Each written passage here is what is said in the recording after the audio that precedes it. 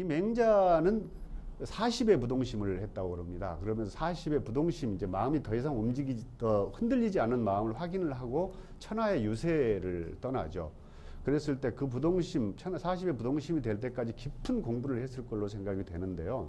그 부동심을 하게 만든 핵심이 마음이라는 것, 심이라는 것이 인간만이 가지고 있는 특질이라는 것을 깨달았다는 것이죠.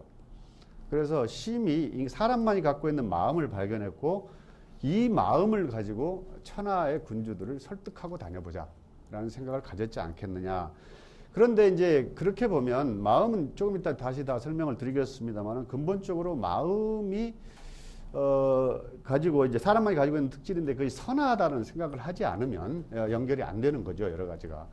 그래서 경쟁하고 이익이 지배하는 시대에 인의와 도덕이라는 그 덕목을 가지고 그 세상으로 바꾸고 싶은, 그래서 저는 늘 그렇게 생각합니다. 공자도 논어를 들으셨겠지만, 공자도 약간의 그 메시아적 의식이 있는 사람, 그러니까 어떤 종교를 통한 구세라기보다 정치를 통한 구세, 세상을 정치를 통해서 세상을 구제하겠다는 강한 열망을 가지고 있었는데, 맹자도 바로 그와 같은 정치를 통한 구세라는 강렬한 소망을 끝내 그걸 가지고 있었고, 그렇지만 공자처럼 그거를 성공을 하지는 못하고 자기 인생은 했던 거죠. 맹자를 이해하기 전에, 먼저 사상을 이해하기 전에 몇 가지 이제 맹자의 배경이 참 궁금한데, 그런 맹자를 탄생시킨 배경이 궁금한데, 저는 세 가지로만 간단하게 압축해서 설명을 했습니다. 첫째는 중국 인문주의의 계승이라고 보여지는데요. 이 주나라의 초기, 그 다음에 춘추 시대, 전국 시대로 이렇게 맹자 시대로 넘어오면서는 중국이 굉장히 이제 신에 대한 어떤 섬김이나 주장보다는 인간의 문제, 인간의 삶을 중요하는 방법으로 이렇게 기울어져 갑니다. 그래서 이런 인문주의의 큰 흐름의 바탕 속에서 맹자가 있었고, 그 인문주의가 더욱더 이제 사람을 세속화된 인문주의이지 않습니까? 이런 쪽으로 기운다는 것과 관련을 좀 맺고 있다 하는 거고요. 두 번째로 맹자의 배경은 공자에 대한 사랑입니다. 민이 생긴 이래 공자만한 사람은 없었다고 맹자가 얘기를 할 정도로 공자를 사랑했던 사람이다. 그래서 그걸 계승하고자 하는 것이 맹자를 구성하게 된 큰 배경 중에 하나다 하는 거고요. 그 다음에 세 번째로는 시대 풍조에 대한 비판인데요. 맹자의 시대에는 특히 양주라고 부르는 이 약간 도가학파의 일부입니다만은 극단적인 이렇게 이기주의자라고 부를 수 있을까요? 이런 사람의 주장이 크게 유행을 하고 있고, 목적이라고 부르는 극단적인 공리주의자, 서로 사랑을 겸하면 이익을 서로 나눈다는, 그래서 이익이 기초로 생각을 한 사람이었기 때문에, 하여튼 이런 이익을 양쪽으로 다 이익에 기초한 사상들이 크게 유행을 한 시절이 맹자 시절이었습니다. 그래서 이 맹자는 바로 이 두 극단적인 당시에 이제 이런 사상에 대항해서 이 시대 풍조에 대해 아까 얘기했던 부국강병에 대한 거, 그 다음에 이기적이고 부강을 추구하는 이익이 중심이 된 사회, 이 사회에 대해서 이거를 이제 인의와 도덕으로 바꿔보겠다, 이런 이제 배경을 가지고 사상을 출발시켰다, 이렇게 본다는 거죠. 어쨌든 이제 이런 배경을 가지고 맹자가 시작이 됐는데요. 저는 그 맹자 사상을 여러 가지로 나눠봤습니다. 어떤 책에서는 10개의 관념으로 모아놓고 보기도 하고요. 어떤 책에서는 이제 이익을 반대한다는 하나의 관념을 묶어보기도 하고 다 했는데, 오늘 강의에서는 4개의 관념으로 생각으로 묶어봤습니다. 하나는 어짐과 의로움이라고 부르는 인의, 또 하나는 마음과 본성이라고 부르는 심성, 그 다음에 하나는 왕도와 패도라고 부르는 왕패, 그 다음에 군자, 이렇게 4가지 개념으로 맹자를 묶어서 맹자 전체 책을 14편의 책을 여러분들한테 소개를 좀 해드리려고 하고 있습니다.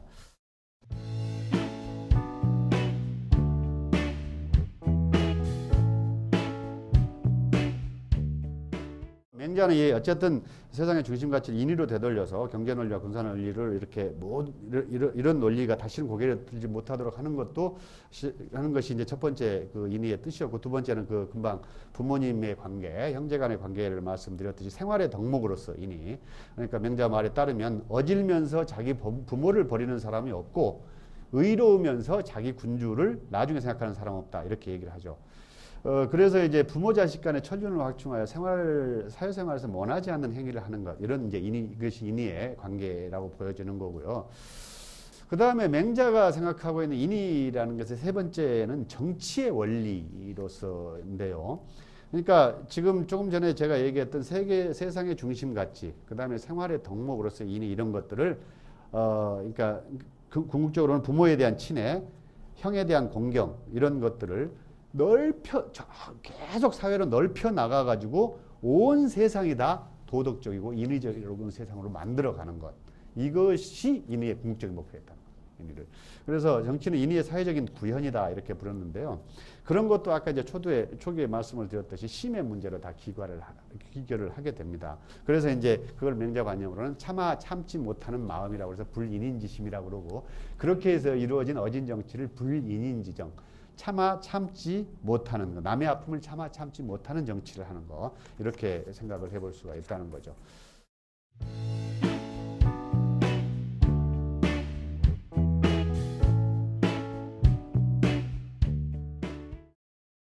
그 다음에 이제 두 번째로 맹자를 우리가 생각해 볼 수 있는 것이 이제 그 심성의 문제인데요.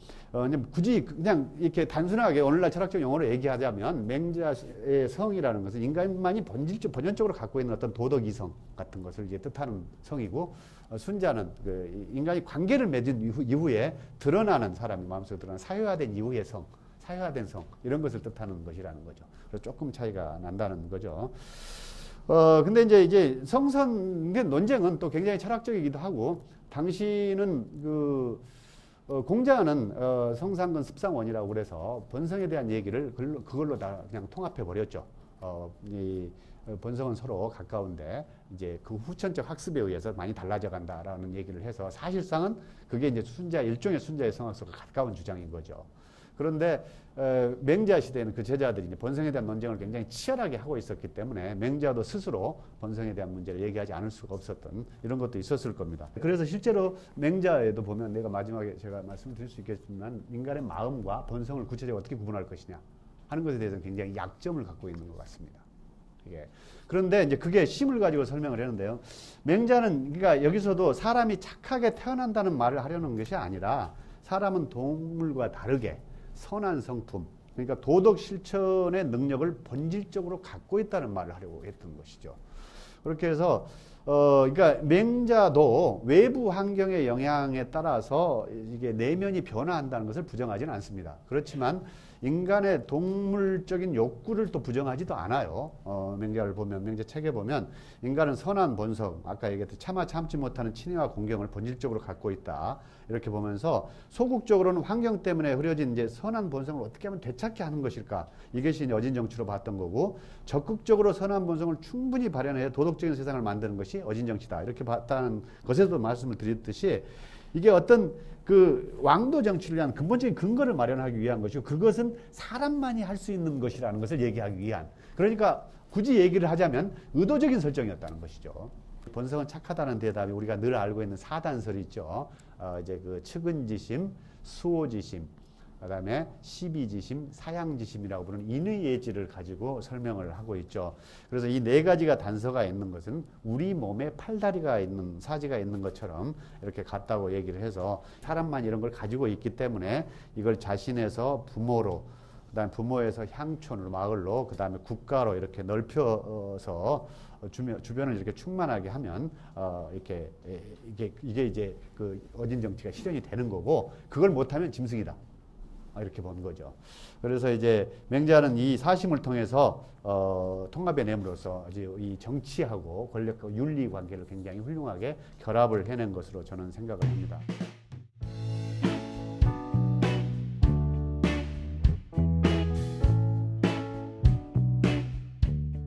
맹자가 이제 그렇게 해서 가고자 하는 세상이 왕도와 패도라는 것으로 정리를 해볼 수가 있는데, 왕도의 길이었습니다.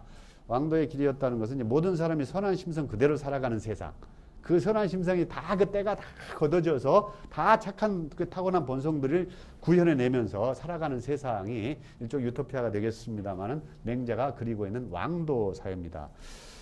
그리고 그 세상은 아까 처음에 얘기했던 것과 결부를 시키면 이익이 아니라 인의가 세상을 움직이는 세상의 원리고, 선한 마음에서 우러나온 친애하고 공경이 자연스럽게 세상에 넘쳐나는 사회고, 어떤 외부의 강제력이라든가 이런 것도 개입이 되지 않는 자율이 이루어지는 곳, 이런 것을 저는 이제 그 맹자말 왕도 사회로 이루어 봤는데요. 그러니까 오히려 외부에서 인위적으로 통제하는 것은 인위를 망친다고 주장했던 것이죠. 바로 이 점이 이제 순자가 맹자를 공격하는 부분이 많은데 이런 점에서 굉장히 공격을 많이 하고 있습니다. 이렇게 해서 공격을 많이 하는데 외부적인 힘으로 사실은 이제 그러니까 외부적인 힘으로 인위의 정치를 할 수 있다고 주장하는 것은 맹자는 패도 정치라고 불렀어요. 이거를 인위를 가장한 거다 힘으로. 우리가 지금까지 얘기했던 것을 보면 알 수가 있겠듯이 내부의 도덕성이 자연스럽게 발현되도록 하거나 그런 본성으로 되돌아가게 하는 것이 맹자가 가고자 하는 길인데 거기에 어떤 외부적인 것이 개입이 된다는 것은 가짜다는 거죠. 이미 드러나게 한다 하더라도.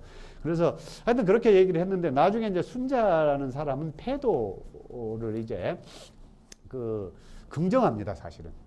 그것도 어쩔 수 없이 가야 할 길이다. 왕도 사회로 거쳐가야 할 길이다. 또는 이상 사회로 가기 위해서는 가는 길목에 그 차선책으로 현실적인 패도를 긍정할 수도 있다고 주장을 하는데 맹자는 거부하죠. 그렇기 때문에 상당히 맹자책에 보면 섬뜩한 경고를 날리는 경우가 여러 군데 있습니다.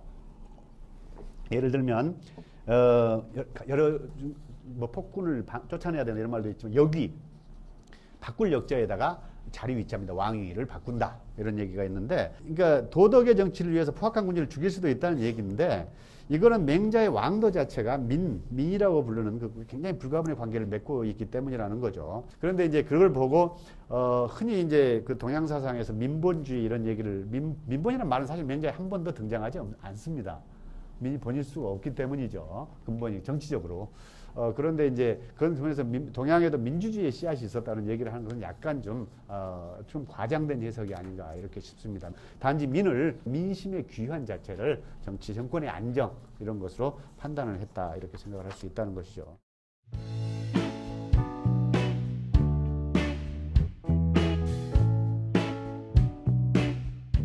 이와 같은 왕도 정치, 패돌부자 왕도 정치를 하기 위한 담당자를 맹자는 군자라고 말을 합니다. 군자라고 말하는데 이제 군자는 사람만의 위대한 특질, 인간만의 특질을 아까 얘기했던 착한 심성을 포함해서 도덕적 심성을 잘 보존하고 있는 사람인데 이 맹자가 생각하는 최고의 정치가 있기도 합니다. 그럼 맹자 스스로도 자기도 군자로 자임을 했던 것 같습니다. 그래서 군자는 존재 자체만으로도 굉장히 위대한 정치를 한다고 보이는데요. 아까 말씀드렸듯이 그 군자라는 것은 그 군주의 자제. 근데 맹자에도 한두 군데는 약간의 그 계급으로서의 군자가 등장하는 경우가 있지만 대부분의 경우는 인격적 완성체로서의 군자를 얘기를 하는 것이 꽤 많습니다. 그리고 이제 그와 비슷한 얘기가 그래서 군자, 대인, 대장부 이런 얘기가 있습니다. 그리고 이제 거기에 또 그 용기 있는 또 대인, 대장부, 군자의 중요한 또 같은 용어로서 비슷한 게 큰 용기. 맹자에는 큰 용기 같은 경우가 꽤 많이 나와요. 진짜 용기라는 거는 진정한 용기는 공자 같은 사람 이렇게 얘기하면서 스스로 돌아보아 올곧지 못하면 아무리 천민이 나를 쳐다보아도 자기가 부끄러우면 두려움을 느끼는 사람 느낄 것이고 그 다음에 스스로 돌아봐서 올곧으면 1000만 명이 앞을 막아도 이렇게 앞으로 이렇게 나아갈 수 있는 사람 이런 사람이야말로 진정한 용기다 이렇게 얘기를 한 거죠. 맹자는 그래서 힘과 이익만을 추구하는 세상에 맞섰지만 결과적으로는 여러 군주를 설득하고 다녔습니다. 굉장히 많은 나라를 다녔고요. 작은 나라를 다녔고 실패를 했습니다. 근데 그러면서도 대장부는 뜻을 얻으면 백성들과 함께 그 길을 가는 위대한 정치를 실현하는 거지만 뜻을 얻지 못하면 홀로 그 위대한 원칙을 실현하면 된다. 그게 이제 우리가 잘 아는 겸선처나 독선기시라는 거죠. 그러니까 이제 정치 참여를 할 수 있어서 능히 이제 세상을 도덕적인 세상으로 바꿔갈 수 있으면 나는 내 최선을 다해서 하는 것이고 그러지 못하면 내 자신의 수양을 열심히 해서 군자다운 삶을 내가 살아가고 나를 지켜가는 것. 이 또한 위대한 정치가 이 길을 걷는 것이다 하는 거죠. 이런 측면에서 맹자는 스스로 군자다움으로 이제 물러갔지 않았나 싶습니다.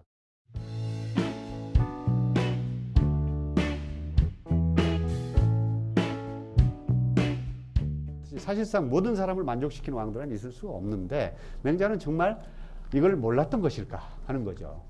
내가 아까 처음에 제가 말씀드렸듯이 이상을 정말 추구한 사람이었는데 끊임없이 내가 이렇게 주장한 것은 사람들이 이상주의자라는 공격을 맹자 당시도 많이 받았습니다. 많이 받았는데도 불구하고 끊임없이 이걸 견지했던 이유가 뭘까? 여기를 우리가 생각해 보는 것이 맹자를 제대로 읽는 방법이 아닐까 이렇게 생각한다는 거죠. 그래서 이상을 포기하지 말자. 그 다음에 이상이야말로 현실을 비판하는 가장 중요한 잣대이라는 거고, 인간만의 특질인 마음을 발견한 맹자는 이걸 바탕으로 해서 끊임없이 이걸 발현해냄으로써 세상을 바꿀 수 있다고 스스로를 항상 다잡고 다녔었고, 그 다음에 마음속에 스승이었던 공자의 어떤 선명한 메시아적 의식, 구세의식 이런 것을 끝까지 계승을 했다는 거죠. 그래서 맹자는 그러한 이상을 자기 스스로가 알면서도 끊임없이 함으로써 현실 정치를 비판할 수가 있었고, 그 다음에 정치와 정치가에 대해서 아주 구체적으로 비판도 할 수 있었고, 또 자기 스스로가 이상을 더 나은 이상을 제기할 수도 있었다는 거죠. 그래서 아직도 저는 맹자가 그런 이상성과 높은 도저히 이상적인 왕도 사회는 불가능함에도 불구하고 지금까지 맹자는 시퍼렇게 살아서 끊임없이 현실 정치 권력의 비판의 칼날을 우리한테 댈 수 있는 근거들을 우리한테 제공해 줬다 이러는 거죠.